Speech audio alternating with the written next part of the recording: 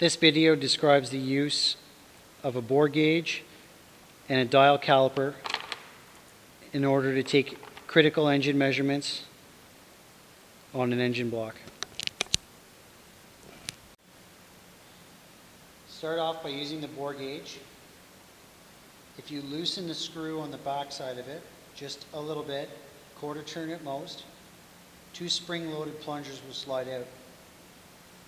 So compress the plungers all the way in, gently tighten the set screw at the bottom, place the bore gauge inside the engine block, and loosen off the set screw. Start by holding the tool on an angle, tighten the set screw, and rotate straight and out of the block. Now using the bore gauge preset, after we put it inside the cylinder number 1 on this engine on the orange stand, we spread out the dial calipers so that the bore gauge can fit in between, and slowly, gently tighten them down onto the bore gauge and turn the set screw to lock this in place.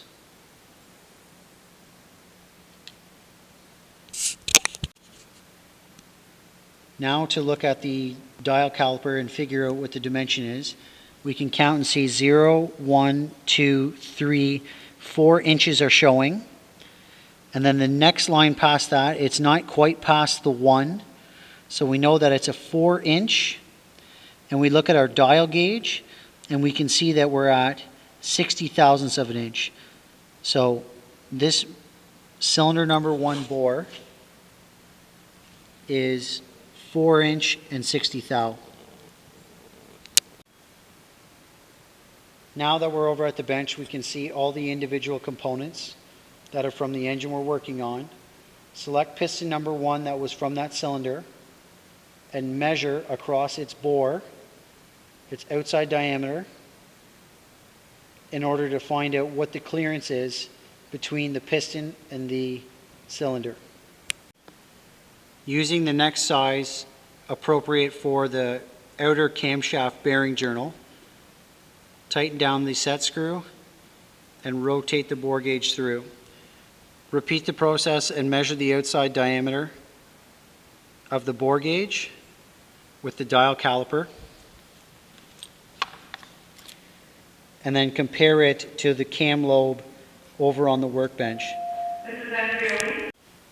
Once you've finished measuring the dimensions for the outside diameter of the piston, cylinder number 1's bore, the outermost camshaft journal in the block, and the outermost cam bearing surface, open up your class file in Google Drive,